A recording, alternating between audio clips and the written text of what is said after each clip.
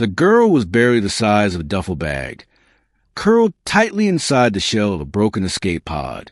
Her skin shimmered with faint bioluminescent hues, lavender and soft blue, like a breathing constellation.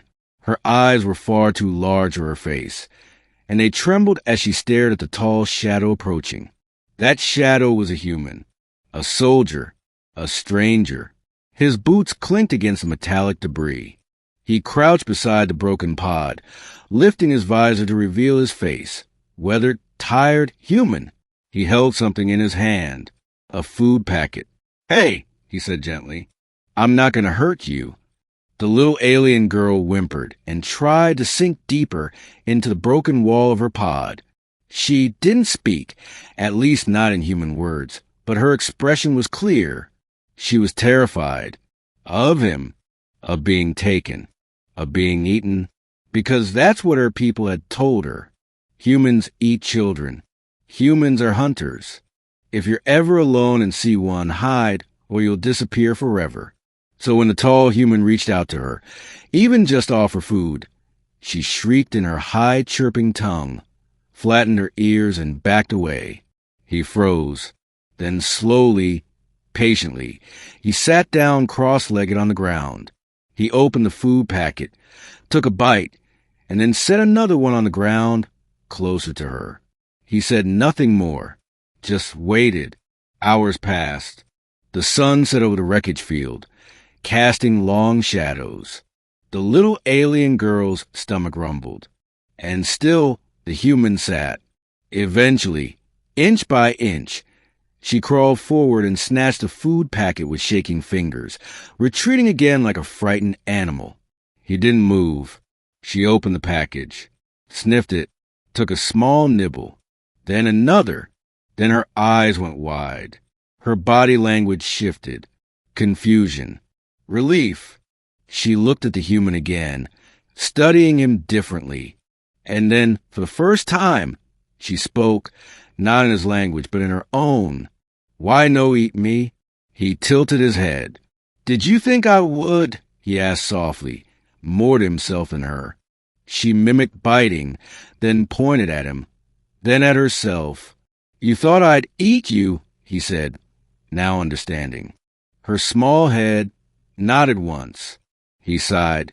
"Well," he said, "I don't eat kids. That's not what humans do. At least not the good ones." She blinked. Then, timidly, she took a few steps closer. The next day, she was still there, sitting just a few feet from the soldier's pack, munching quietly on the soft fruit paste he offered. He learned her name, Kivri. She couldn't speak much of his language, but she repeated his name, Dane, with curiosity. Over time, she stopped flinching when he moved. She even laughed once, chirpy, high-pitched sprite, when he fell backward trying to fix a broken comm dish. When he caught her watching him later, he asked, "You're not scared me anymore?" She tilted her head, then quietly said, "A little." He laughed. "That's fair." As the days passed, Dane used his emergency beacon to send a signal. Help was coming, eventually, but in the meantime, he built a little shelter. He gave Kivri his coat. He told her stories of Earth, of trees and snow, of animals and oceans. She listened with wide eyes, copying the shapes of his words with her tiny mouth. And one night, while they sat beside a salvage heater core, she reached into a pouch around her neck and pulled out a small crystal, glowing, shaped like a tear. She handed it to him. "For you," she said. He held it delicately. "What is it?" "Memory stone," she said. "From Mother. You sure you wanted to have this?" She nodded. "You kind. You warm. You safe." Dane didn't speak. He just tucked the stone carefully into his jacket and gave her the warmest smile he could manage. The rescue ship arrived on the 5th day. A coalition vessel with human and alien medics alike. They swept the crash site, asked questions, and prepared for evac. A tall, violet-skinned woman stepped forward. Same species as Kivri, but older, with the posture of someone important. Kivri ran to her, clinging to her side. Dane felt a sharp pain in his chest, relief that she was safe and sadness that she was leaving. The woman knelt and whispered to Kivri in their own language, then turned to Dane. "She told me everything," the woman said. "I didn't do much," Dane replied. "She just needed help." "You gave her more than that," the woman said. "You shattered a lie she was raised to believe." Dane tilted his head. "She thought I'd eat her," he muttered. "She believed humans were monsters," the woman said. "Now she says the opposite."